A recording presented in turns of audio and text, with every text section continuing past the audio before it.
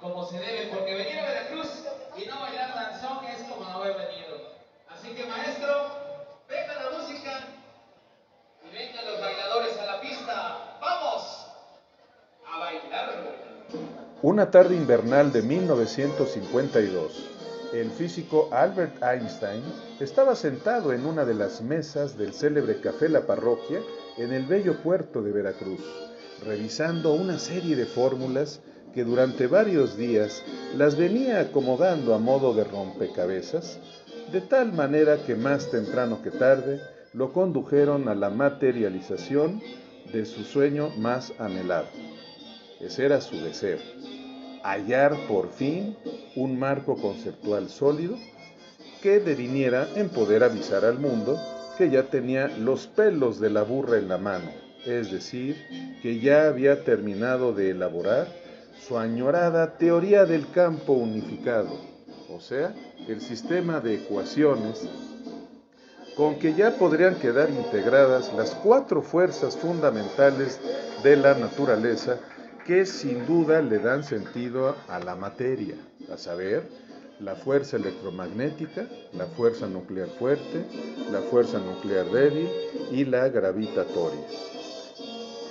En la mesa de al lado, también degustando un café de esos clásicos de la parroquia que suelen servir los meseros desde una altura pronunciada y que en un instante dejan caer como corriente de chorro en la taza del comensal, estaban remojando plácidamente cada una su croissant un par de señoras de la tercera edad casadas con un par de caballeros que habían militado años atrás en el movimiento sinarquista mexicano. Doña Encarnación del Refugio le estaba diciendo a la otra doña, Dolores de la Concepción, que todos los atributos que le son dables a Dios nuestro Señor, los que más iluminaban su fe perpetua en el Creador, eran dos, el de su omnipresencia y el de su naturaleza eterna. En ese momento el doctor Einstein sorbía su café mientras tenía clavada la mirada en las hojas de su formulario. Sin querer, escuchó las inmaculadas palabras que le dirigió doña Encarnación a doña Dolores. No resistió echar hacia atrás con parsimonia su silla, levantarse y acercarse a la mesa de esas dos damas de sociedad tan persignadas y tan devotas de Cristo Redentor. Ellas eran sabedoras de la enorme fama de ese científico del mostacho pinto que supo encontrar las palabras correctas para convencerlas de que aceptaran que se sentara en la silla que estaba libre de su mesa. Una vez que el doctor Einstein hubose sentado, les dijo en un español medio forzado, pero comprensible. Perdón, distinguidas señoras, sin querer escuché lo que comentaban hace rato acerca de los dones más significativos de Dios. Y perdón, no puedo evitar hacerles saber lo que para mí es Dios condensado en una cáscara de nuez. Por cuanto a su omnipresencia, estoy de acuerdo en parte. Solo aclaro que Dios no creo que esté en la naturaleza y en el universo, sino que es la propia naturaleza y el universo. Y el universo mismo en cuanto entes armónicos. Segundos después, agregó, Dios, mis queridas señoras, es en un sentido más profundo y filosófico una metáfora del orden y la racionalidad de las leyes de la física.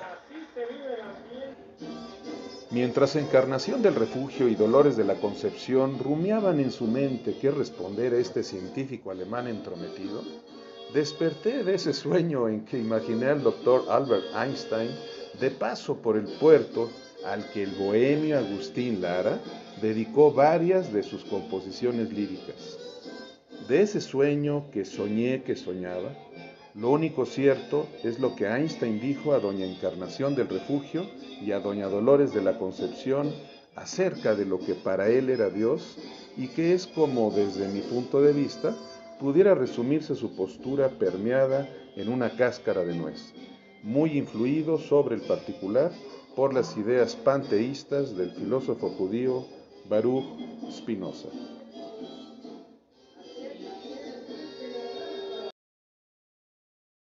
Hola, ¿qué tal, querida escuche? Soy Carlos Rivas Reyes.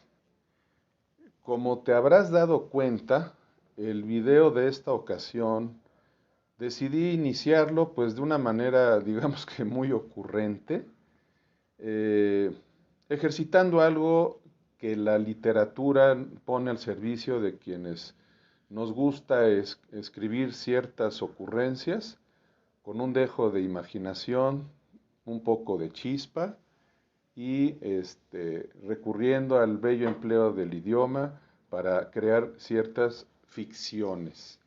Evidentemente te habrás dado cuenta de que lo que acabas de escuchar es una ficción.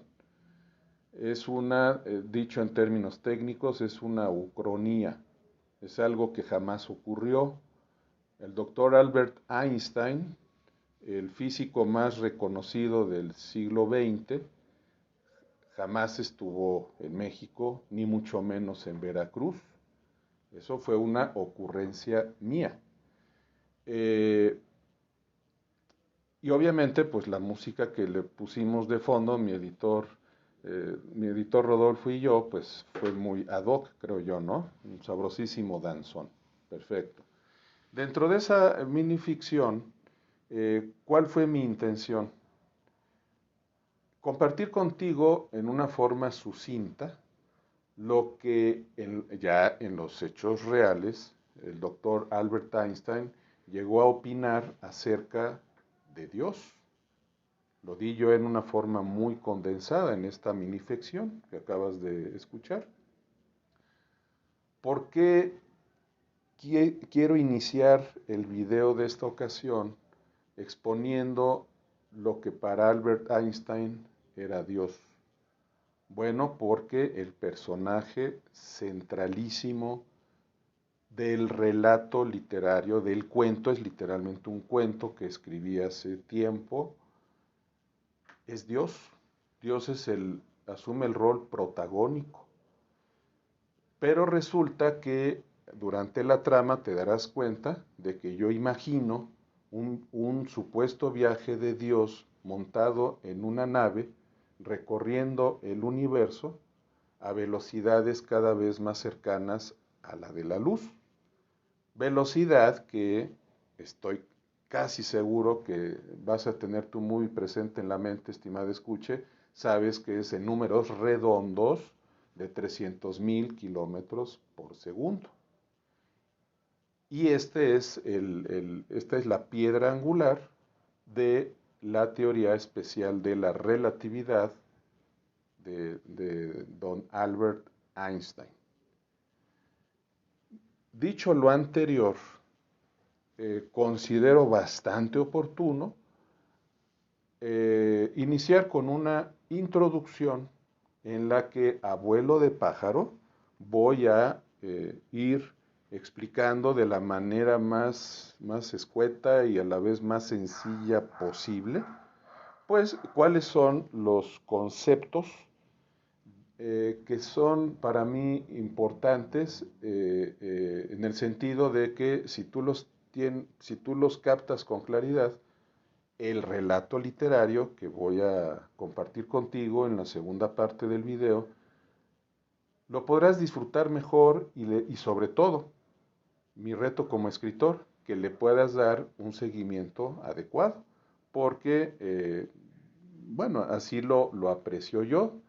Este relato literario que vas a conocer, lo escribí con la intención de divulgar un tema científico que tiene que ver con la teoría especial de la relatividad de Albert Einstein y con otra serie de conceptos que a continuación voy a ir explicando poco a poco para que de esa manera pues tú tengas una mayor facilidad para disfrutar el cuento divulgativo que escribí hace un tiempo y que espero disfrutes.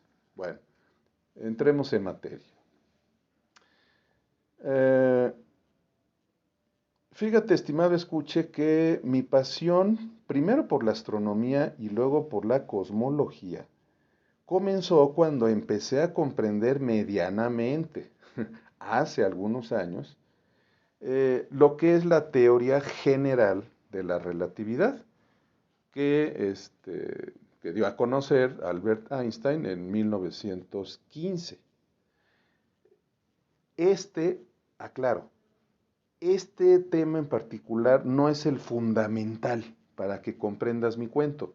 Sin embargo, sí tiene que ver con la trama, pero por eso decidí, con palitos y bolitas y en una forma muy resumida, comenzar diciendo cuál es la parte toral de esta teoría general de relatividad, y ya más adelante voy a exponer con un poquito de más calma los conceptos básicos de la teoría especial de la relatividad. ¿Sí? Bueno, ¿cómo podemos resumir en unos minutos? Eh, Suena un poco hasta ridículo, ¿verdad? Resumir en 2 minutos una teoría ultra compleja, llenísima de ecuaciones, etcétera, etcétera, pero bueno, a manera de divulgación, si a mí me dicen, profesor, resúmame en 2 minutitos qué establece, cuáles son los postulados básicos de la teoría general de la relatividad de Einstein, pues les diría en una forma muy comprimida, insisto.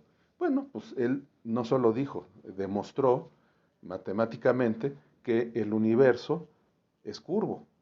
Y sobre todo lo más importante, que la materia indica al espacio-tiempo cuánto ha de curvarse y el espacio-tiempo le indica a la materia cómo ha de moverse.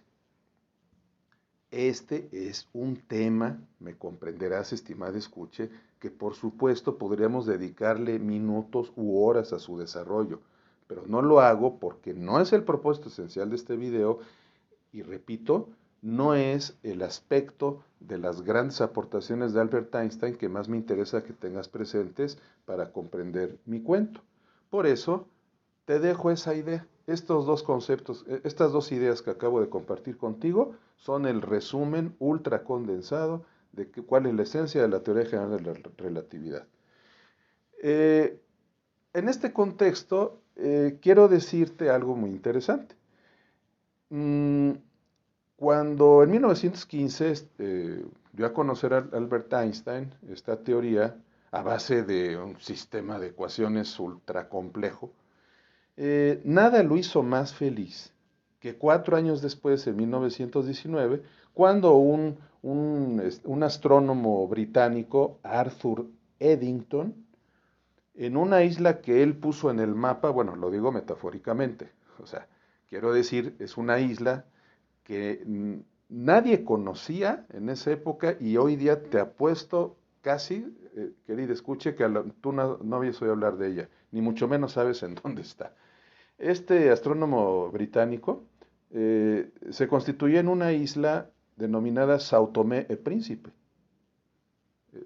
Como dato referencial geográfico, es una pequeña isla, de hecho es un archipiélago de 2 islitas que están en el Océano Atlántico, a la altura del centro de África. Bueno, allí él pudo demostrar lo acertado de la predicción de Einstein, de que el universo es curvo, dicho, repito, en una forma demasiado coloquial.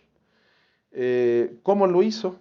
Bueno, pues simplemente observando un eclipse de sol que se dio en ese año, en esta región geográfica, en que pudo demostrar que la posición de una estrella determinada en ese momento era la posición que aparentemente tenía para uno como observador, era eso, aparente, pues su posición real era distinta. Estamos hablando, por supuesto, de diferencias mínimas, diferencias que no llegan ni siquiera a 1 grado, sino que se expresan en segundos de arco, ¿no? Bueno, Entonces, lo hizo muy feliz a Albert Einstein, incluso puedo decir que a partir de ese momento es cuando la fama de Albert Einstein trascendió en el mundo.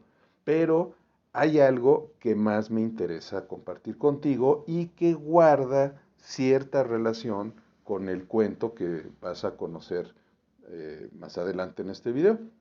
Resulta que hay algunas cuestiones que molestaron mucho al doctor Albert Einstein derivadas de su propia teoría general de la relatividad. ¿A qué me refiero?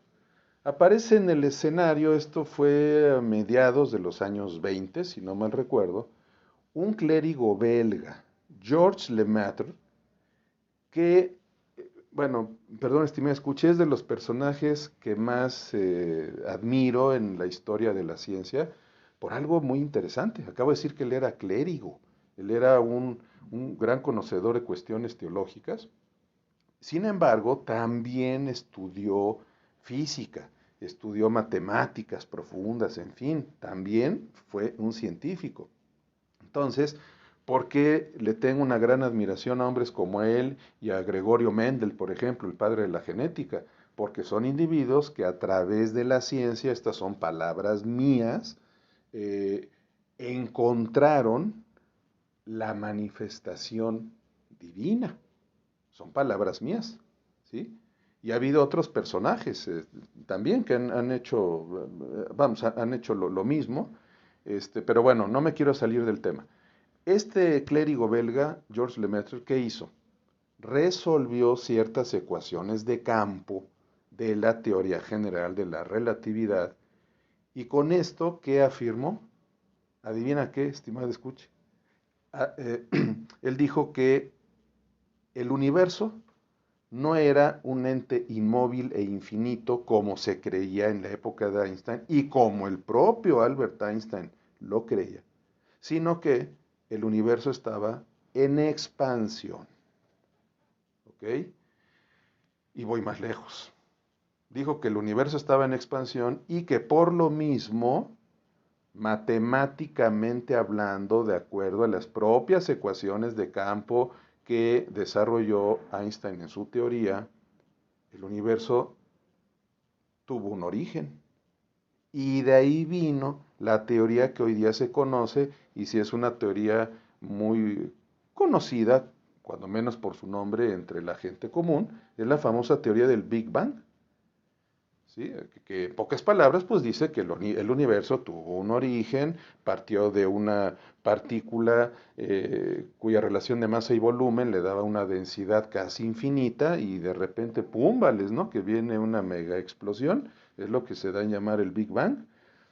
Bueno, pues el propio Einstein, así como que no lo podía creer, decía, no es posible que mis propias ecuaciones deriven en una conclusión tan osada.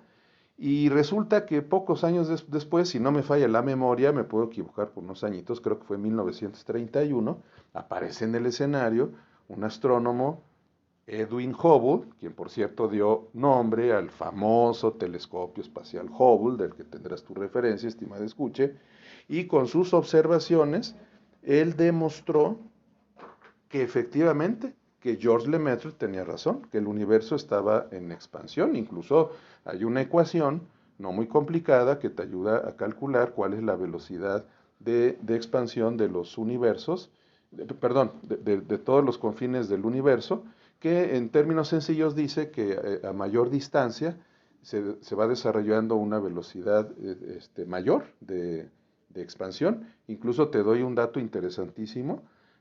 Hablando ya de galaxias que están en las regiones más lejanas del universo, desarrollan tal velocidad de expansión que supera la velocidad de la luz. Y de una vez dejo dicho, esto no implica que se esté violando la constante límite de velocidad máxima en el universo que estableció Einstein en su teoría especial de la relatividad y que vamos a abordar más adelante, por la sencilla razón de que cuando hablamos de que el universo se expande, no estamos hablando de un ente material, o sea, la materia es el límite relacionado con esa velocidad máxima de la luz, no, es el propio espacio-tiempo el que va viajando a una velocidad superior a la de la luz. Pero bueno, aquí el punto importante, pues es que eso a Albert Einstein de veras le generó mucha, vamos a decir que lo sacó de onda, ¿sí? Digámoslo así. Y esto para mí es algo muy importante, ¿no? Por cierto, ahorita que estoy hablando de que tiendo a admirar sobremanera a teólogos, a gentes versadas en cuestiones religiosas y que a la vez son luminarias científicas, quiero decir de pasadita que además de Georges Lemaitre, de Gregorio Mendel, el padre de la genética, sí quiero mencionar a un padre jesuita de nombre Manuel María Carreira, que hablando de científicos contemporáneos, es un señor que tiene todos mis respetos por cuanto a las aportaciones muy interesantes que ha hecho en el campo de la cosmología, de la física teórica, siendo un hombre que tiene un doctorado en teología, es doctor en filosofía, en fin, o sea, de verdad es de los seres humanos que más me impresionan por el bagaje de conocimientos y por la alta especialidad que tiene en campos tan muy disímbolos como son la teología y la ciencia. Y para despertarte un poco el interés en que te asomes a investigar quién es este ilustre padre jesuita, te puedo decir que en el campo que nos ocupa, que es hablar ahorita de cosmología, de astronomía, entre otras cosas, a mí me ha llamado mucho la atención que ha hecho incluso afirmaciones polémicas, pero bien sustentadas, como por ejemplo controvertir algunos principios que en su momento estableció nada más y nada menos que el popular físico Stephen Hawking, en el sentido de que en algún momento, sobre todo en sus últimos años, retomando la idea del Big Bang, Stephen Hawking llegó a decir que de la nada podía haber surgido el universo, porque desde la perspectiva de Stephen Hawking, hubo un momento en que llegó a decir que la nada, la propia nada, podía tener gravedad. Y el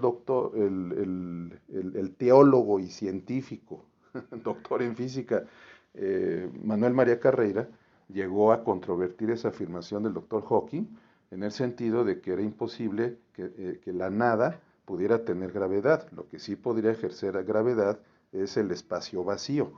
Esa fue la aportación del doctor, que no hay que confundir la nada con el espacio vacío. Y otro concepto que también me pareció interesantísimo, alguna ocasión que pude asomarme a escuchar los argumentos del teólogo Carreira controvirtiendo a Stephen Hawking, es en el sentido de que Stephen Hawking, eh, este, aquí no estoy muy seguro si lo afirma en su conocido libro de Historia del Tiempo o si lo llegó a afirmar más adelante en sus últimos años. Stephen Hawking llegó a hablar de la posible existencia de un tiempo imaginario. Acerca del tema de que si se puede o no viajar por el tiempo, no me quiero distraer un poco, no me quiero distraer en eso, pero Stephen Hawking llegó a decir que podía existir un tiempo imaginario, así como se han ideado números imaginarios en el campo de las matemáticas, que, por si no lo sabes, estimada escuche, los números imaginarios son uno de los ingredientes de los números complejos y que hoy día se utilizan en la práctica para resolver cuestiones, entre otras, de cálculos de electromagnetismo, cálculos prácticos que tienen que ver con la electricidad. Entonces, aquí también pues, lo controvirtió el teólogo Manuel María Carreira, en el sentido de que es imposible que pueda haber un tiempo imaginario. Obviamente se aferró a una interpretación literal de las teorías especial y general de la relatividad de Einstein, que integran al tiempo con el espacio, ¿sí? Como vamos a explicar con un poco más de detalle más adelante. Bueno, sigo adelante.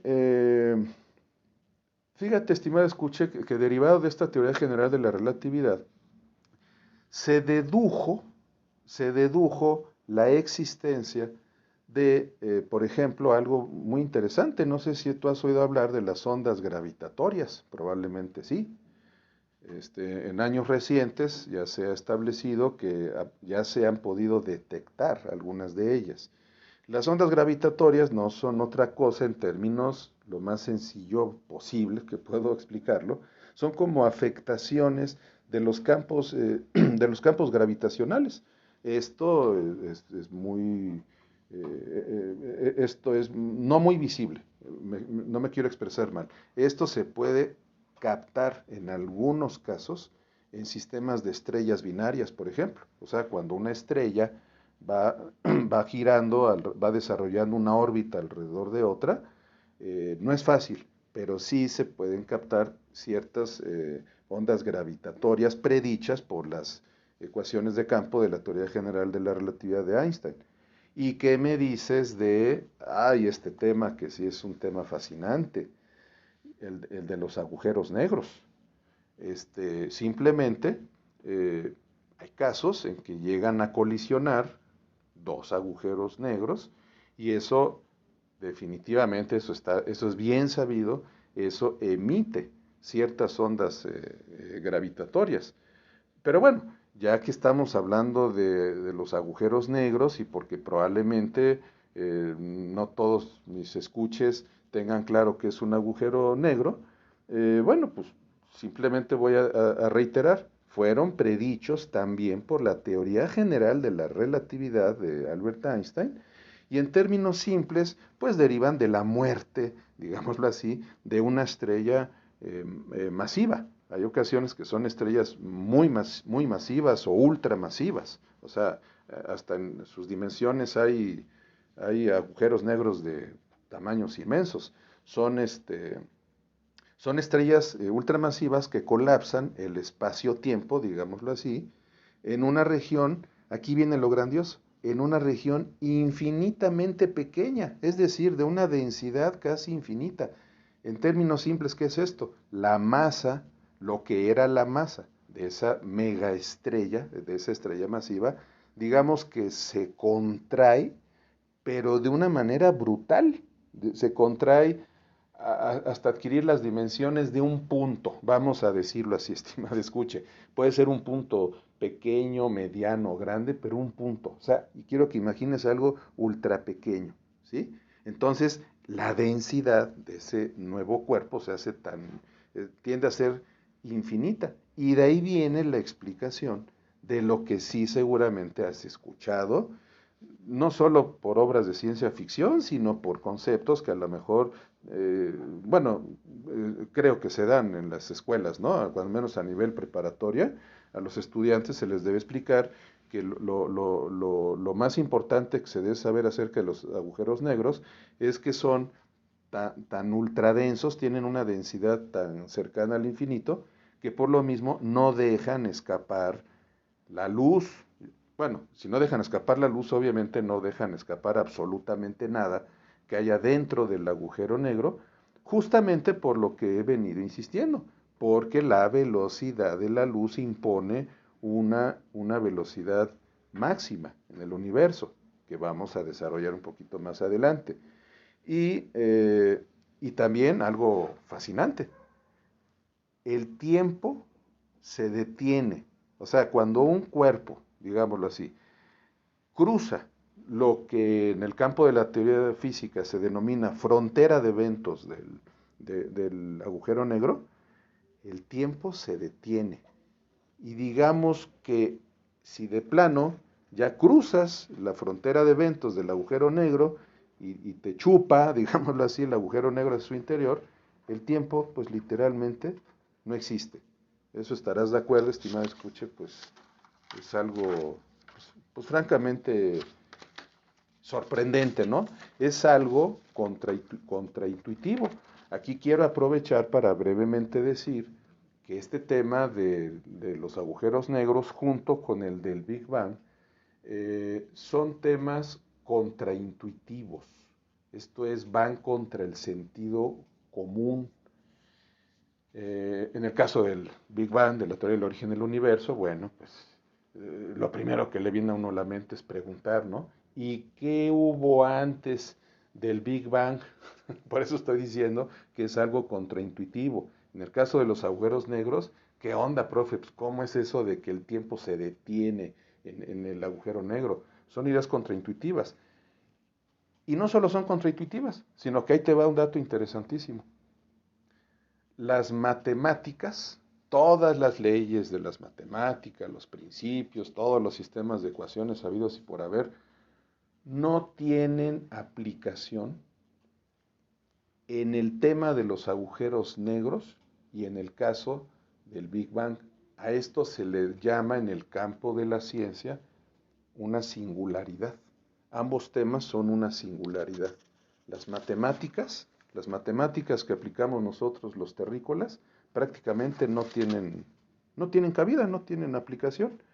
Bueno, quiero insistir en un detalle. Ahorita estoy explicando conceptos que son importantes para que te puedas adentrar con más facilidad en lo que voy a ir narrando en mi cuento en que Dios hace un viaje a través del universo.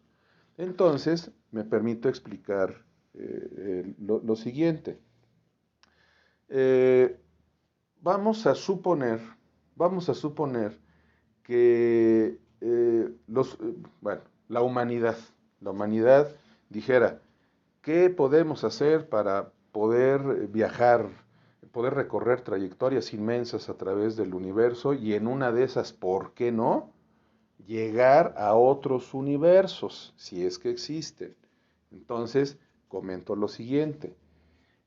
Hay una teoría que establece que uno puede viajar esas distancias inmensas mediante, mm, a ver, es que estoy viendo en qué orden explicarlo. Eh, Uno puede viajar a través de un agujero de gusano, ¿sí? Estoy seguro de que has oído hablar de los agujeros de gusano, que no son otra cosa sino, vamos a decirlo así, algunos, mm, algunos lugares teóricos, hasta ahorita son teóricos, que hay en ciertos rincones del universo, en que si tú te adentras en ese agujero de gusano, puedes recorrer distancias monstruosas en lapsos de tiempo relativamente breves. A mí siempre me gusta explicarlo de esta forma. A ver, primero preguntar, ¿por qué se les da en llamar agujeros de gusano? Cuando el nombre correcto desde el punto de vista científico, por si hay alguien que conozca de física y que no me regañe, lo correcto es decir que estamos hablando de un túnel Einstein-Rosen. ¿Sí? O sea, en términos científicos, el tema del agujero negro se ha estudiado como el túnel Einstein-Rosen. Pero ¿cómo me gusta explicar este tema en términos muy sencillos? Pues primero decir de dónde viene el nombre de agujero de gusano. Pues resulta que fue de una idea ingeniosa de imaginar a un gusano que está en la parte más alta de una manzana. Entonces, vamos a suponer que ese gusano quiere llegar, digámoslo así, al polo sur de la manzana. Entonces, ¿qué tiene que hacer el gusano? ¿Verdad? Bueno, pues tiene que bordear la manzana por cualquiera de los dos lados, ¿verdad? Por el lado izquierdo, por el lado derecho. Esto creo que es fácil para ti imaginarlo. Va a recorrer una cierta trayectoria. Tú la puedes medir, vamos a hablar, en una manzana, ¿no? No sé, es un decir. No, pues profesor, mire, tomé la medida y son 10 centímetros, 6 centímetros. Ok, está bien, todo depende del tamaño de la manzana, ¿verdad? Bueno, a lo que voy. Si tú haces una horadación, literalmente haces un agujero en medio de la manzana que vaya de su polo norte a su polo sur, te invito a que hagas el experimento. Mide, toma la medición. ¿Cuánto mide de punta a punta? Te garantizo que vas a descubrir que es una distancia más corta.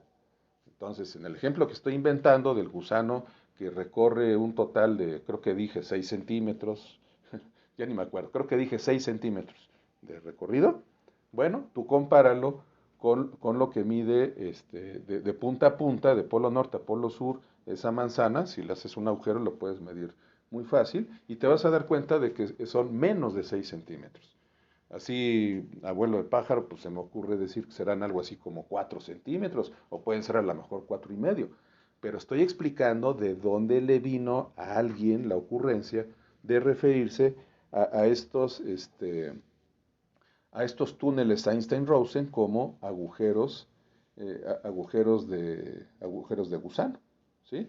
Entonces, dentro del contexto de mi cuento, es importantísimo que comprendas en qué consisten estos agujeros de gusano, que en, en el, eh, en el tema, en un tema muy interesante que tiene que ver con la cosmología que se denomina modelo inflacionario, que voy a explicar ahorita en un momento, son fundamentales estos agujeros de gusano, dicho correctamente, estos túneles Einstein-Rosen. ¿Por qué? Por una sencilla razón.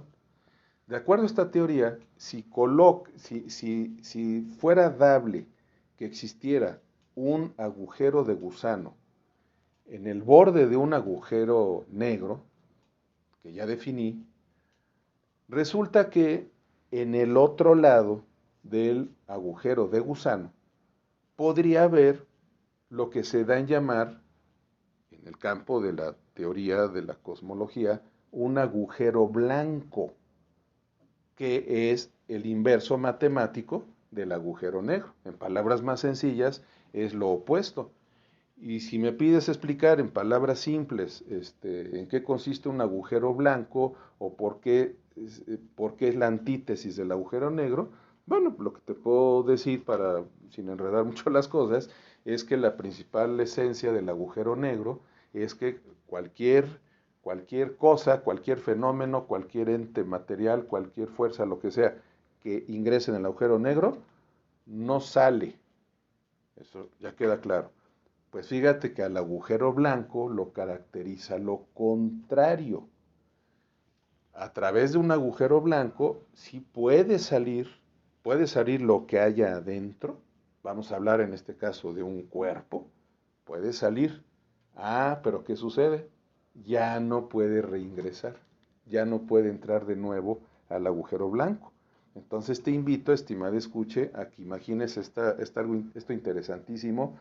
Si tenemos un agujero negro, lo conectamos, bueno, son especulaciones teóricas que se dan en el campo de la física, ¿no? Si pudiera estar conectado el agujero negro con un agujero de gusano y de la parte de abajo del agujero de gusano emergiera un agujero blanco, ¿qué sucedería? Ah, pues resulta que vamos a hablar hipotéticamente de una nave que estuviera tripulada por un ser humano, podría ser literalmente expulsado a otro rincón del universo. Y un rincón que podría ser estar endiabladamente lejos del punto original, por donde se introdujo en el agujero negro esa nave. Estamos hablando de distancias monstruosas. Ese sitio al que fuera a dar esta nave tripulada, voy a inventar cantidades. Vamos a suponer que todo el trayecto de cruzar agujero negro, el agujero de gusano y el respectivo agujero blanco, vamos a suponer que le implicó ir a dar a un rincón del universo que está pues vamos a dar una cantidad, ¿qué te parece? A 500 años luz de distancia.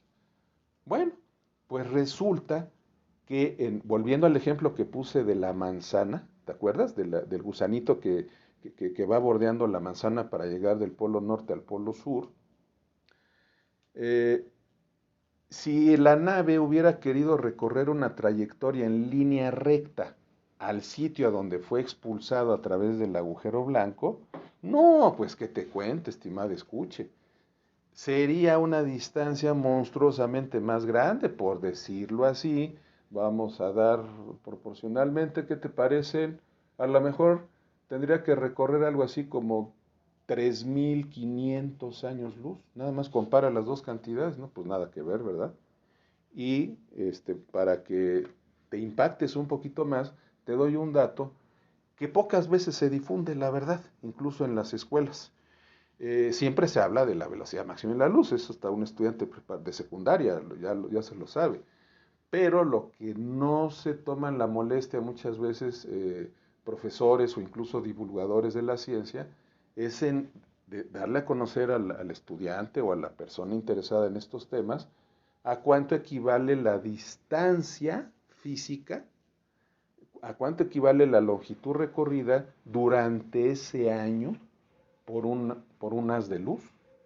O sea, tú te sabes la cantidad en un segundo, pero oiga, profesor, ¿y si ese año luz lo traducimos a kilómetros? ¿A cuánto equivale, profesor? Ah, pues ahí te va el dato. Lo doy en números redondos, aclaro, números redondos. Equivale a 10 millones de kilómetros. Atención, a eso equivale un solo año luz. Entonces, cuando hablamos de cientos de años luz o de miles de años luz, pues haz tú la operación y te darás una idea de cuántos kilómetros estamos hablando. Estamos hablando de cantidades monstruosamente grandes, ¿ok? Bueno, ya para ir cerrando esta parte, eh, eh, quiero señalar lo siguiente. Volviendo al caso de la nave espacial, que pudiera ser arrojada por un agujero blanco a otro rincón del universo, aquí viene algo grandioso. Ya es hablar de un concepto cuántico, el entrelazamiento cuántico. Porque vamos a ser prácticos. A ver, profesor, muy interesante, ¿verdad? Ya llegó la nave, ya está en un rincón alejadísimo, puede ser a miles de años luz del universo. Y eso respecto a nosotros los terrícolas, ¿qué? Pues no nos vamos a enterar de lo que está ocurriendo, lo que está vivenciando el piloto de aquella nave, ¿verdad? No, fíjate que sí, hay una solución, se llama entrelazamiento cuántico, que con palitos y bolitas, insisto, son conceptos de verdad no muy sencillos, pero a veces hay quienes tratamos de explicarlos de la manera más fácil posible. ¿Qué es el entrelazamiento cuántico, profesor? Pues no es otra cosa que digámoslo así, la simultaneidad entre lo que ocurre con una partícula cuántica respecto a otra que puede estar situada a distancias monstruosamente grandes.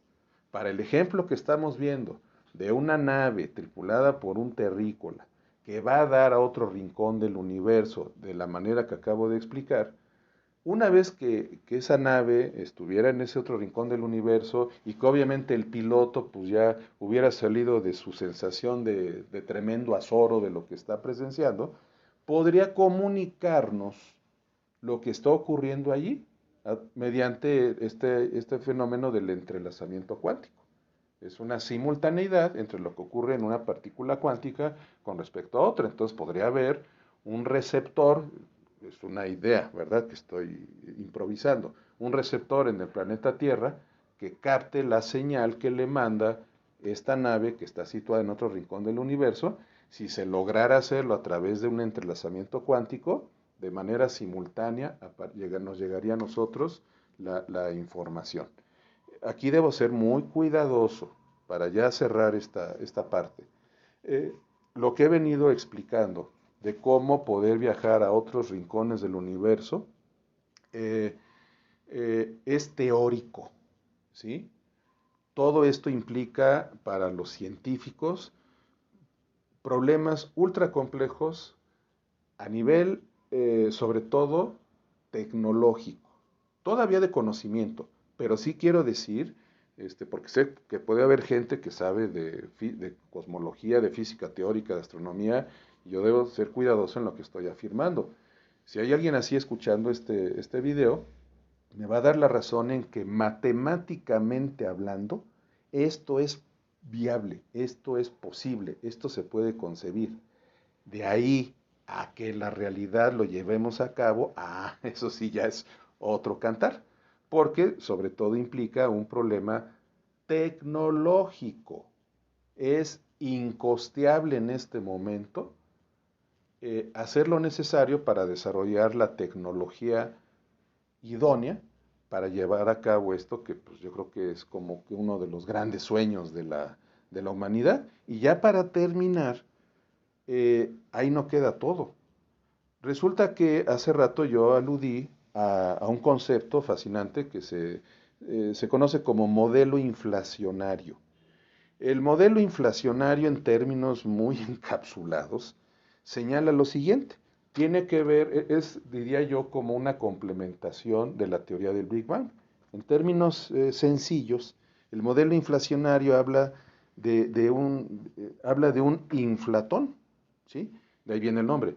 Y resulta que este inflatón experimenta ciertas fluctuaciones cuánticas dentro de su campo cuántico. Insisto, son temas un poquito enredados, pero estoy tratando de decirlo de la manera más sencilla posible. Pero lo grandioso y lo que sí te puedo explicar en forma sencilla, derivado de esta teoría, es una teoría que se llama modelo inflacionario, es que resulta que si esto fuera cierto, este modelo inflacionario, ¿cómo hallamos respuesta a la pregunta de ¿y qué hubo antes del Big Bang? Esta teoría te lo explica. Te dice, es que ¿sabes qué? No podemos hablar estrictamente de un antes del Big Bang porque resulta que simultánea y sucesivamente a la vez han existido otra serie de Big Bangs en otros rincones de lo que a mí me gusta referir con exactitud como el cosmos. Aquí quiero aprovechar para decirte, estimada escuche, que por todo lo que he leído, he aprendido acerca de estas teorías, pienso que no hay que hablar ahora nada más del universo, debemos hablar del cosmos en general. Mucha gente los maneja como sinónimos, eso lo sé, pero bueno, pues a mí sí me gusta insistir en que ahora debiéramos redefinir conceptos y decir, hablemos de un cosmos. Ya si ese cosmos está integrado por uno, por dos, por cinco, por 10, por 1000, por 1 millón de universos, bueno, eso ya es otro cantar. Entonces, en este sentido, si suponemos que hubiera un cosmos integrado por muchísimos universos, de acuerdo a esta teoría, esos universos paralelos, digamos, al nuestro, serían una especie como de burbujas, así lo dice la teoría, idénticas a nuestro universo. Eh, sería, digámoslo así, estimada escuche, si has oído hablar de los fractales, sería como un fractal de universos, ¿verdad? Para quien no lo sepa, o sea, en términos simples, ¿qué es un fractal? Pues bueno, se le llama autosimilitud de algo, o sea, es algo que tú lo cortas en muchísimas partes, muchísimas, y todas esas partes, por más que les vas cortando, así como se van haciendo más chiquitas, van siendo idénticas una a la otra, ¿no? Esos son los fractales. Entonces podríamos decir ya en términos sencillos que hablaríamos de un cosmos integrado por fractales de nuestro universo. Y a esto, para terminar, se le denomina multiverso, multiverso inflacionario. Cuando escuches el concepto multiverso, se refiere a eso, se refiere a la posibilidad teórica de que existan una multitud de universos. Y voy a cerrar esta parte con una cantidad, con un número monstruoso, 10 elevado a la 500. Repito, 10 a la 500. Cuando uno dice 10 al cuadrado, pues es un 10 con un exponente 2, ¿verdad? Entonces, el exponente te indica cuántas veces multiplicas por sí mismo el 10. Bueno, aquí te estoy diciendo 10 a la 500. O sea, es multiplicar 500 veces por sí mismo el número 10. Oiga, ¿y por qué me da este número? Porque de acuerdo a la teoría del multiverso inflacionario, que está ligado a la teoría del modelo inflacionario, resulta que se calcula que pudieran existir 10 a la 500 universos a lo largo de todo el cosmos. ¿Cómo la ves, estimada escuche? Para que te vayas más para atrás de lo que ya te estás yendo en la silla, te comento que este número es muchísimo más grande que el número de partículas elementales vamos a llamar protones, neutrones, como ejemplo, y electrones, que hay en todo el universo. Esta cantidad es mucho más grande. Entonces, con eso dejo explicado teóricamente algunos conceptos básicos que fueron predichos por la teoría general de la relatividad de Albert Einstein y a la vez los engarcé para explicar, de acuerdo a la teoría del modelo inflacionario, cómo se podrían hacer viajes teóricos por diversos rincones del universo o, ¿por qué no?, contactar a otros universos recorriendo trayectorias reales, ¿sí? Eh, bueno, por cierto, se me estaba escapando decirte, estimada escuche, sobre todo si no eres una persona muy metida en estos rollos, en estos temas, eh, a mí como me gusta explicar de una manera muy práctica en qué consiste todo esto que estoy explicando. Viajar a través de agujeros de gusano, recorrer una trayectoria de un agujero negro a un agujero blanco, etcétera. Te pongo un ejemplo muy sencillo. Si tienes a la mano una cartulina, bueno, entonces tú extiendes tu cartulina en la mesa y vamos a suponer que quieres unir el vértice superior del lado izquierdo de la cartulina con el vértice inferior derecho de la misma. Bueno, pues obviamente, si yo te digo, quiero que tú unas esos dos puntos, ¿qué vas a hacer? Pues trazas una línea recta, ¿verdad? Y lo unes y dices, ahí está, profesor, mire, la trayectoria que voy a recorrer pues, es de centímetros. Muy bien. Ahora te digo una cosa, si tienes a la mano la cartulina, te voy a pedir de favor que la dobles, que lo hagas despacio, estimada escuche, dóblala, y vas a unir ese vértice superior izquierdo con el vértice inferior derecho y me dices qué ocurre, qué va a suceder. Ah, profesor, pues mire, en cuestión de fracciones, bueno, vamos a decir, en cuestión de 2 segundos, y lo hago en cámara lenta, estoy uniendo esos dos vértices, entonces yo te respondo, ya llegaste a tu destino. No tuviste que recorrer esa distancia abismal que te marcó la línea recta que marcaste hace rato sobre la cartulina. Bueno, ahí está. Muy bien, entonces, ahora sí, pasemos a la segunda y última parte de esta introducción para entonces ya adentrarnos en el cuento que quiero compartir contigo, estimada escucha. El segundo tema que quiero brevemente explicar para que se comprenda de la mejor manera posible el desarrollo de mi cuento es el de la teoría especial de la relatividad de Albert Einstein. Esta teoría la dio a conocer 10 años antes que la teoría general, esto es, la dio a conocer en 1905, en un artículo científico al que por cierto hice alusión en un video que subimos mi editor Rodolfo y yo hace cosa de, si no mal recuerdo, 3 semanas, en que hablé de 3 personajes serbios relevantes y entre ellos hablé a detalle de una gran científica que la historia desgraciadamente no le ha dado la justicia que merece, Mileva Maric, que fue esposa de Albert Einstein. Ahí aludí en la parte introductoria a algunas ideas, conceptos relacionados no solo con la teoría especial de la relatividad, sino con algunos otros descubrimientos que hizo Einstein, que le valieron ser catapultado a la fama, pero que en aquel video explico que la gloria debió haber sido compartida con su esposa. Mileva Maric aportó muchísimo para lo que expliqué en aquel video y en particular para lo que voy a señalar hoy día. Así que si tienes interés en abundar más en este tema y en conocer de qué manera su esposa Mileva Maric contribuyó a lo que voy a explicar en este momento, estimada escuche, te invito atentamente a que escuches aquel video que se tituló Novak Djokovic, aludiendo al tenista serbio, Novak Djokovic entre un cineasta y una gran mujer. Esa gran mujer, desde luego, era Mileva Maric. Bueno, entremos en materia. A ver, mira, la teoría especial de la relatividad, explicada en términos simples, pues lo voy a hacer de la siguiente manera. Establece dos principios básicos. El primero señala que las leyes de la física son iguales en cada marco de referencia si su velocidad es constante. No olvidemos que Albert Einstein en sus dos teorías habla mucho de marcos de referencia. De ahí viene el término de relatividad, de que todo es relativo.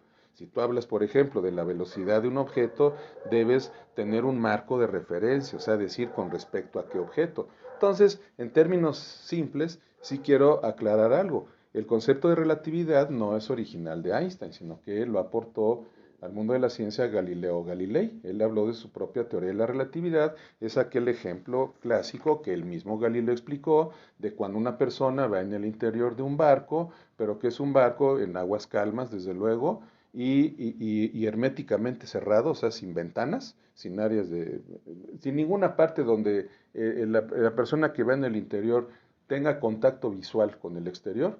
Galileo afirmó, cosa que es cierto, que no tendrá manera de tomar mediciones de si el barco está en reposo o a qué velocidad se está desplazando el barco. En términos sencillos, en eso consiste el principio de relatividad galileano. Eso se resuelve ya en la práctica, ya hablando del lenguaje matemático, con lo que se conocen como transformaciones galileanas, ¿sí? Este concepto lo retoma Albert Einstein y lo aplica a este que es su primer postulado y se da el ejemplo, menciona el ejemplo clásico, vienen muchas obras divulgativas, hay videos, cuando se dice que una persona va a bordo de un tren, ese tren se va desplazando a 100 kilómetros por hora y entonces arroja, por decir algo, una piedra, ¿verdad? Desde la parte alta del tren arroja la piedra a 20 kilómetros por hora. Entonces, con respecto a un observador que se halle en estado de reposo fuera del tren, si le preguntan, oye, ¿a qué velocidad viene esa piedra? Pues va a decir, viene a 120 kilómetros por hora, porque se suma la velocidad del tren a la velocidad que se le imprime a la piedra al ser lanzada.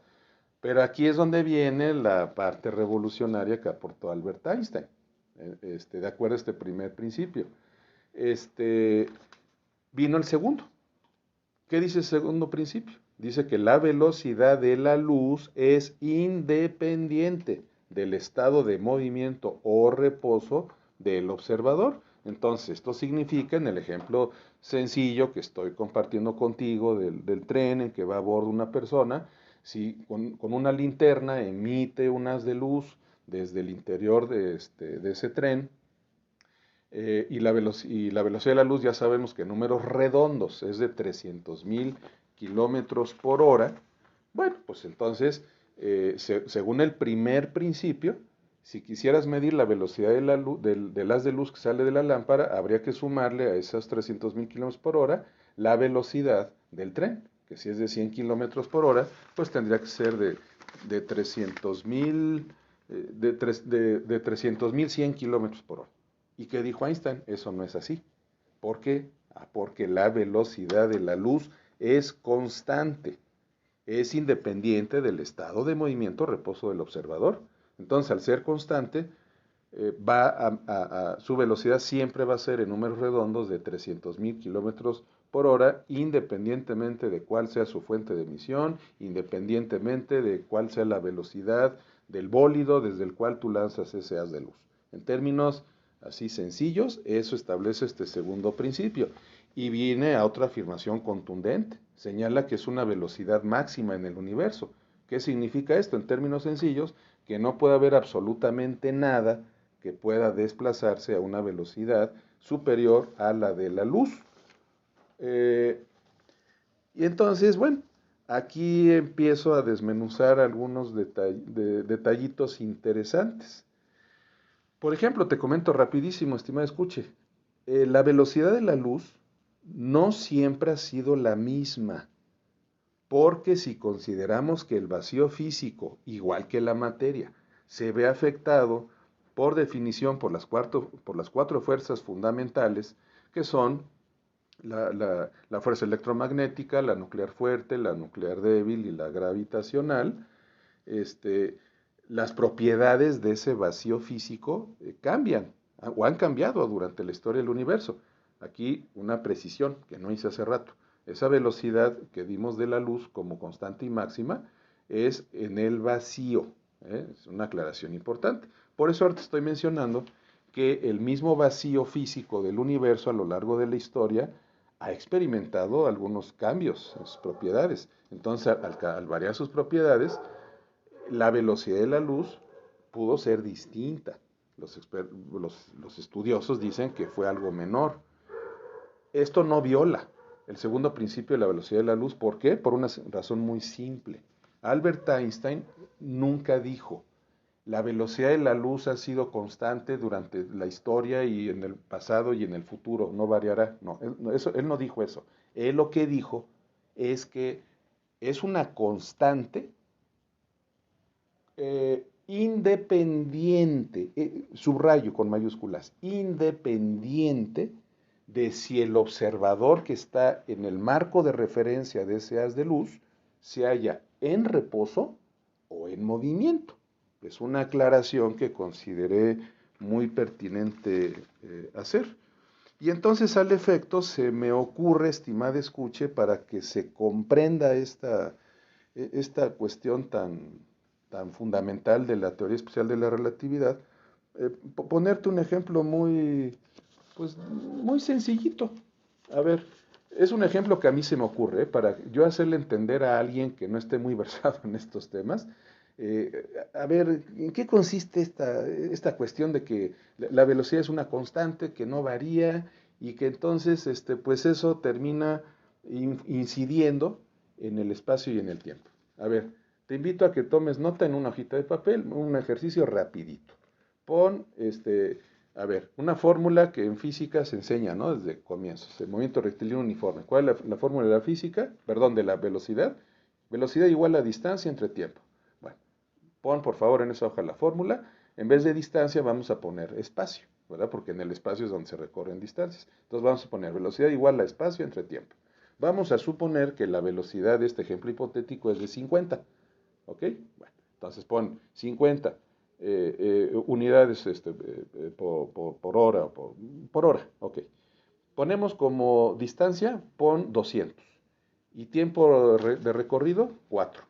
Si dividimos 200 entre 4 nos da 50. Hasta ahí pues todo va muy bien, ¿verdad? Puede ser 200 metros por segundo o kilómetros, perdón, 50 metros por segundo o kilómetros por hora, dependiendo de las unidades que estemos manejando. Ahora voy a lo siguiente. Pon por separado como velocidad, repetimos el 50. Y pon del lado derecho de la igualdad 100 entre 2. ¿Qué descubres? Ah, pues es lo mismo, profesor. 200 entre 4 da lo mismo que dividir 100 entre 2. ¿A qué quiero llegar? Estás disminuyendo los dos valores numéricos en la división que aparece en el lado derecho.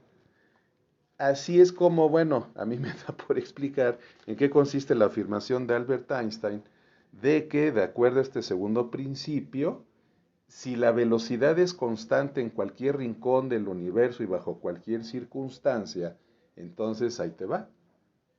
La distancia o el espacio se contrae. ¿Qué significa esto de que se contrae? Se hace más pequeño. Ajá. Y el tiempo, como podrás ver en este ejercicio de operación numérica que hicimos, también se reduce. Se reduce con respecto a quién o a qué, pues al ente o a la persona que recorre la distancia que aparece en el numerador de la operación que acabamos de hacer. Eso es lo que establece este segundo postulado de la teoría de la relatividad, que para que la luz sea constante, lo repito, el, el tiempo se dilata y el espacio se contrae, se hace más pequeño.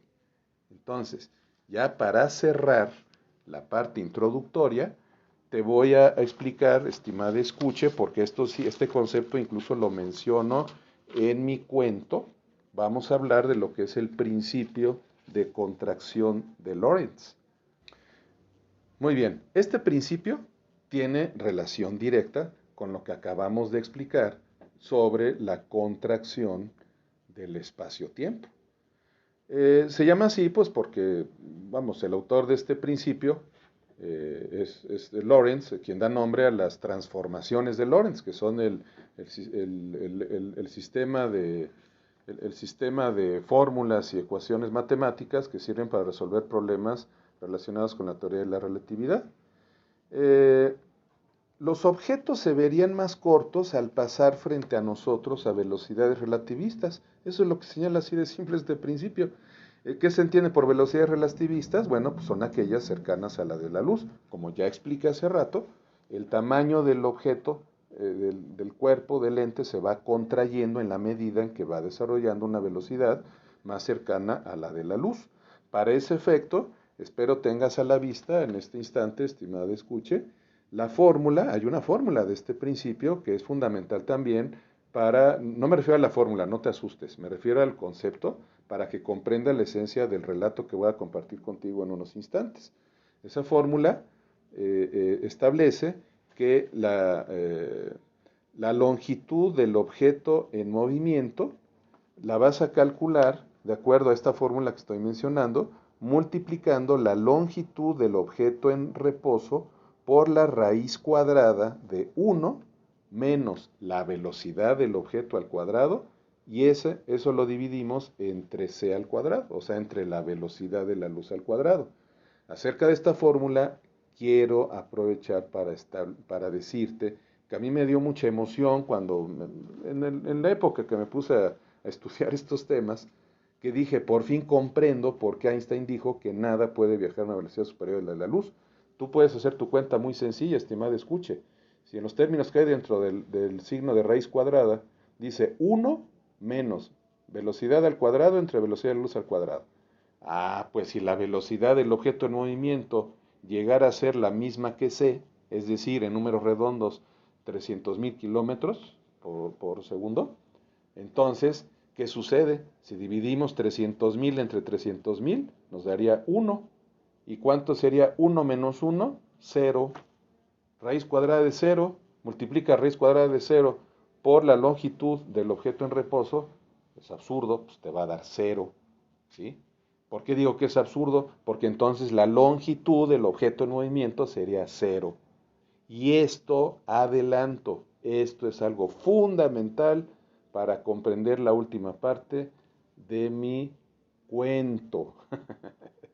Bueno, ya expliqué qué es el principio de contracción de Lorentz y ya para terminar, sí es para mí importante que conozcas un concepto que también no se difunde mucho, que es muy interesante y que tiene que ver con que entiendas, comprendas, estimada escucha en mi relato, una parte donde aludo a una cantidad monstruosa de universos que va recorriendo Dios en su trayecto. Me refiero al Google. Por si no lo sabes, estimada escuche, en matemáticas, un Google, de donde viene, según yo, esa es mi hipótesis, ¿sí? El nombre del famoso, ¿qué es el Google? Del famoso buscador, gracias. De ahí viene el nombre, ¿por qué? Porque un Google en matemáticas es un 10 elevado a la potencia 100. No sé si lo sabías. Si no lo sabías, ¿a poco no es interesante? Es un 1 con 100 ceros, o sea, es una cantidad monstruosamente grande. Entonces, aquí es importante para mí que sepas que es un Google. Dicho sea de paso, perdón que haga este paréntesis, como confío en que mi hija Elizabeth en algún momento escuchará este video, ella podría dar testimonio de que a lo largo de los años, cuando me he referido a ella, de cuánto la quiero, suelo yo rubricar o cerrar mis conversaciones con ella diciéndole, no olvides que te amo un Google, o sea, o sea, un chorrísimo, ¿no? Bueno, eso es un Google. Ya entendido eso, entonces, ahora sí, estimada escuche, aquí cierro la introducción y voy a pasar a la lectura de mi cuento, que espero tú hagas un viaje junto con nosotros, es decir, junto con Dios y conmigo como autor, por un viaje intrépido que, bueno, pues ideas algún tiempo, donde vacié pues algunas cosas interesantes que he aprendido a lo largo de los años que tienen que ver con temas de mecánica cuántica y de teorías general y sobre todo especial de la relatividad de Albert Einstein. El título de mi relato es Einstein tenía razón, Dios ha muerto.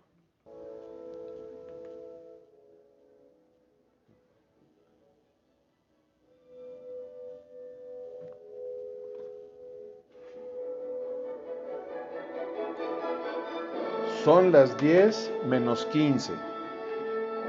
Para concluir este relato, dispongo de 300 segundos, ni uno más.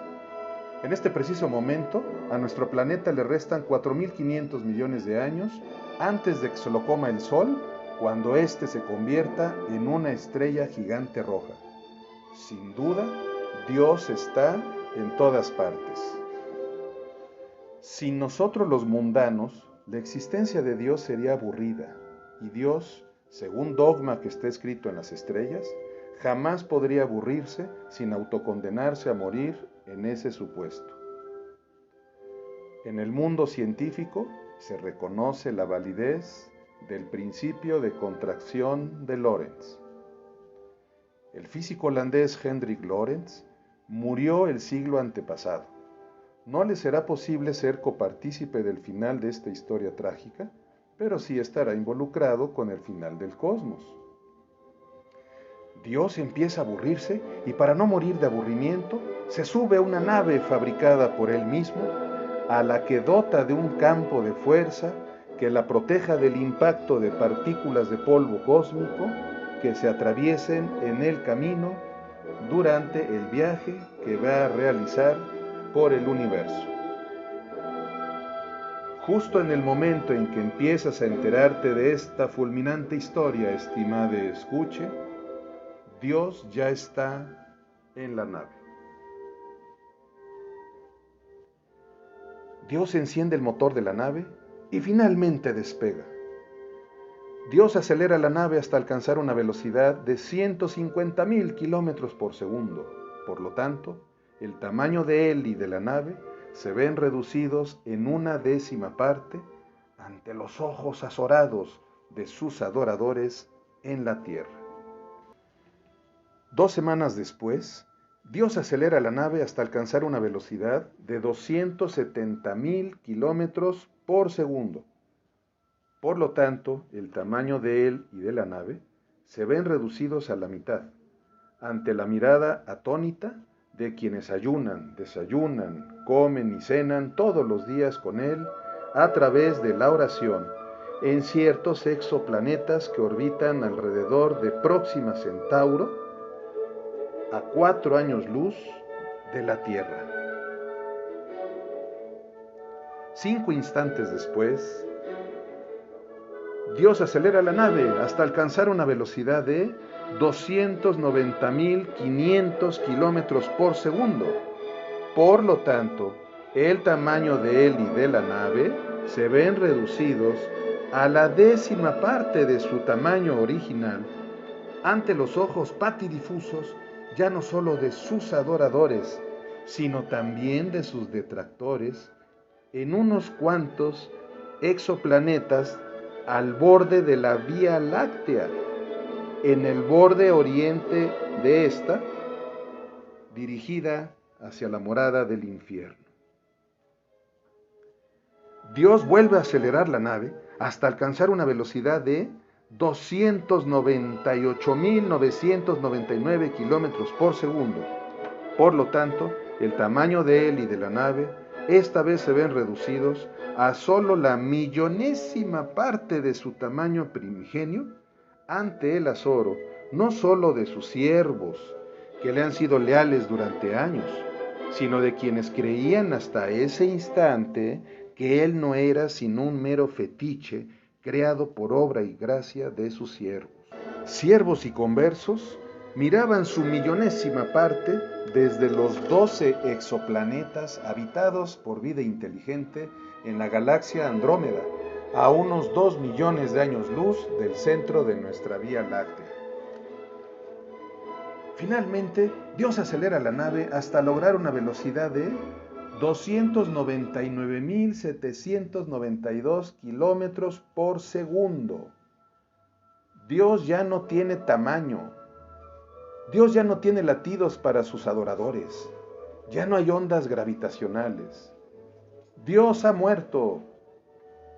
Dios ha muerto ante la mirada triste, marchita y a la vez llena de espanto de los seres vivientes que a lo largo de los cerca de 100.000 millones de galaxias que hay en nuestro universo, entre puros y conversos, le rendían pleitesía hincados en su fe en él hasta ese histórico día en que decidió materializarse en cuerpo de amo y señor del universo. Y todo por su malhadada ocurrencia de querer saber qué se sentiría viajar en una nave a una velocidad equivalente al 0.003% de la velocidad de la luz. Malhadada fue su ocurrencia porque cuando no le respondió el sistema de frenos de su nave al instante en que había alcanzado su meta del 0.003% de la velocidad de la luz, cruzó el umbral prohibido. Por lo tanto, ante sus adoradores, siervos, conversos y detractores, su tamaño se vio reducido a cero en términos científicos y a nada en términos filosóficos y religiosos. Constató que el principio de contracción de Lorentz es tan fulminante como su voluntad suprema, que a partir de ese momento, dejó de tener destino y un ámbito personal de validez efectivo, porque por más que Dios intentaba una y otra vez aplicar el sistema de frenado de su nave, contemplaba azorado cómo cruzaba un agujero Einstein-Rosen que quienes no comulgan con la ciencia denominan agujero de gusano. Instantes después, fue vomitado literalmente con todo y nave a través de un agujero blanco al universo aledaño al nuestro, que junto con otros que en número equivalen a un 10 elevado a la 500, que equivale a decir 10 elevado a la 400 Googles, la retahíla de universos que conforman y que delinean el multiverso, a lo largo y a lo ancho del cual no solo Dios ha muerto para todos sus miles de millones de adoradores, siervos y creyentes conversos, sino que ahora, conforme va cruzando más y más galaxias, más agujeros negros y más agujeros blancos, Él como marco de referencia observa que tales carretadas de adoradores, siervos y creyentes conversos han muerto para Él, pues ante Él el tamaño de ellos es equivalente a cero, a la nada filosófica y teológica.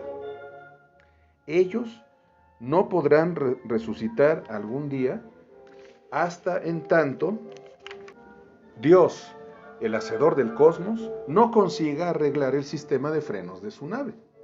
La angustia existencial que antes era el motor que orillaba a sus adoradores, siervos y creyentes conversos a rendirle pleitesía, ahora se adueña de Dios, de todo su ser, de toda su sapiencia, de toda su bondad, de la eternidad que fluía desde siempre por sus venas y por sus arterias, y sobre todo de su infinitud que decidió contraer a un volumen finito con una sola intención: saber qué se sentiría subirse a una nave y recorrer de punta a punta nuestro universo, el de nosotros los terrícolas, pero desde luego a una velocidad inferior a la prohibida por los cánones de la física imperantes en el espacio-tiempo del multiverso, del cosmos, que abarca a los cientos de millones de millones de millones de millones de millones de millones de millones de millones de universos que conforman el cosmos, que son fractales del nuestro, calcas idénticas en las cuales el tiempo se ha detenido, pues ambos marcos de referencia, el de Dios y el de sus adoradores, siervos y creyentes conversos, están ya aturdidos y algo mareados, por lo que Dios, sus adoradores, siervos y creyentes conversos, Él con respecto a ellos y ellos con respecto a Él, creen ser quienes están viajando a la velocidad de la luz. El tiempo se ha detenido. Mientras Dios no arregle el sistema de frenos de su maldita nave, la dilatación del tiempo seguirá siendo tal que éste seguirá feneciendo, seguirá agonizando. Dios ya no haya una razón de ser, sin adoradores, siervos ni creyentes conversos que le rindan pleitesía todas las mañanas, todas las tardes y todas las noches, por los siglos de los siglos, no tiene caso seguir viajando a bordo de su nave. Ya no es feliz. Ha decidido suicidarse. Será el fin de los tiempos. ¿Tú crees, lector, que esto es una mera fantasía? Prepárate, pues Dios ya me está haciendo señas desde su nave, instándome a subir en ella y emprender juntos el viaje sin retorno a la otra vida. Solo estaba esperando a que yo llegara a esta parte de la historia. Según dice, soy el único que falta por abordar. Tú, lector, sin saberlo, ya estás arriba de la nave. Con tu permiso, ya voy a subirme. No me gusta contrariar la voluntad divina. Tengo que dar por concluido el relato. Van a ser las 10 menos 10. Con el dogma que prohíbe alcanzar la velocidad de la luz, no se juega.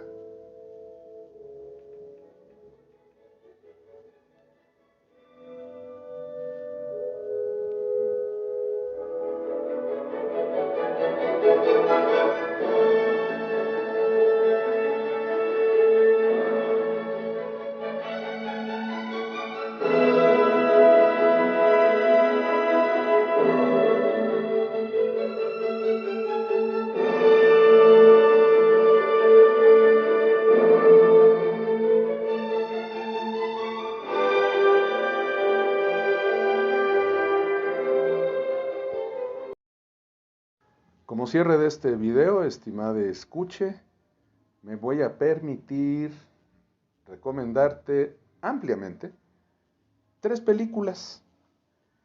La primera, lo aclaro, no alude al tema que atendimos en el video de hoy, sino que está relacionado con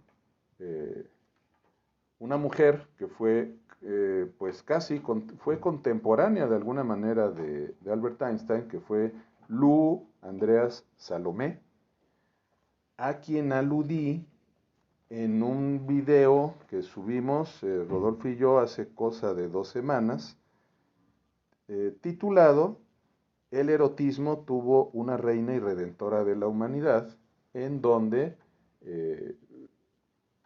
hablo, la primera parte la dedico a hablar de esta grandísima y extraordinaria mujer, Lou Andrea Salomé, y en la segunda parte, pues, comparto un cuento que por algunas razones voy a grabar ahorita mismo y lo voy a volver a subir. Y esto lo menciono porque de alguna manera tiene relación con el video de hoy. Este video que voy a subir a continuación es es como que una nueva versión de la segunda parte de aquel video de Lou Andrea Salomé, y en esa segunda parte que voy a subir narro un encuentro amoroso de Dios con una mujer. Ahí te lo dejo dicho, estimada escuche, por si te despierta interés. El Dios que en mi cuento de hoy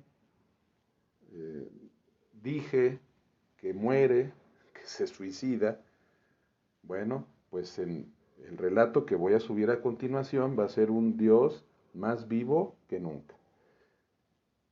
Pero bueno, aludiendo a la película que recomiendo para que conozcas más a fondo la vida de esta extraordinaria mujer Lou Andrea Salomé, hay una película titulada Más allá del bien y del mal, que se refiere a una parte específica de la vida de esta mujer, en que sostiene un romance con Paul Rie y con un filósofo de la época, discípulo de nada más y nada menos que de Friedrich Nietzsche. Ellos conformaron un trío amatorio, digámoslo así, Lou Andrea Salomé, Paul Ritt y Friedrich Nietzsche. Aludí a él en el video que subimos hace 15 días, y Liliana Cavani, una pues conocida directora italiana, hizo una película que a mí me parece extraordinaria, en donde se habla de cómo se desarrolló esta historia de amistad amorosa entre estos tres personajes. La segunda película que te voy a recomendar alude al precursor directo de la teoría de la relatividad de Einstein. Me refiero a Galileo Galilei, a quien mencioné al comienzo de mi exposición acerca de la teoría especial de la relatividad, y a quien dediqué un video que subimos la semana pasada, Rodolfo y yo, titulado Galileo y yo. La película que recomiendo ampliamente, de esta misma directora, Liliana Cavani, se denomina así, Galileo. Te la recomiendo mucho. Sí es una especie de biopic sobre la vida del fundador de la ciencia moderna y del método experimental. Y el tercer filme que me permito recomendarte, ese sí, viene como anillo al dedo al video del día de hoy, de la propia directora Liliana Cavani, se denomina Einstein. Así de sencillo, con ese solo vocablo, Einstein.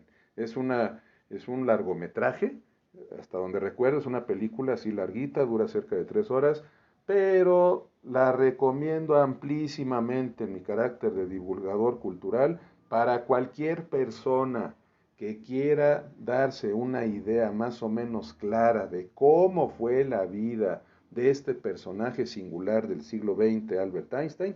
Vean esa película. Incluso, para que vean que soy cuate, les aviso, está disponible en YouTube y está incluso doblada al español. Así que a quien no le guste mucho andar leyendo subtítulos, hasta se la dan ya peladita y en la boca, traducida al idioma español. Y para despedirme, quiero hacer una pregunta. ¿Qué sentido tiene el universo?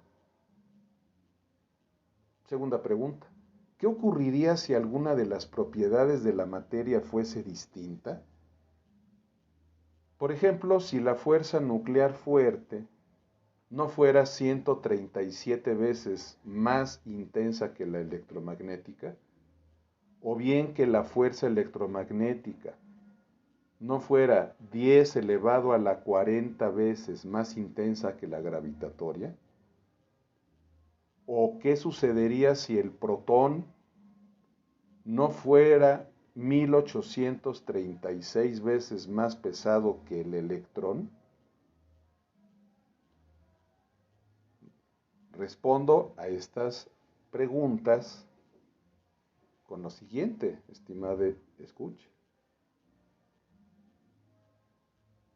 Hay un principio denominado principio antrópico cosmológico que sostiene que este ajuste de propiedades de la materia desde el comienzo fue diseñado así, exactamente como lo acabo de referir.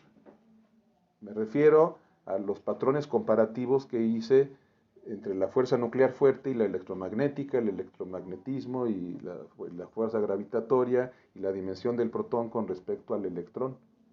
Tienen una razón de ser. Con la más mínima variación de esos datos numéricos que acabo de referir, según este principio antrópico cosmológico, no existiría la vida. Este principio señala que el universo es como es porque tiene el ajuste de propiedades adecuado para que pueda aparecer la vida inteligente. Es decir, que el universo se preparó para nuestra existencia. Te invito a que reflexiones al respecto y si lo deseas, compartas tu opinión sobre este principio antrópico cosmológico, que te invito a que investigues por tu cuenta más detalles, Si lo deseas, puedes contactarme en mis vías de contacto.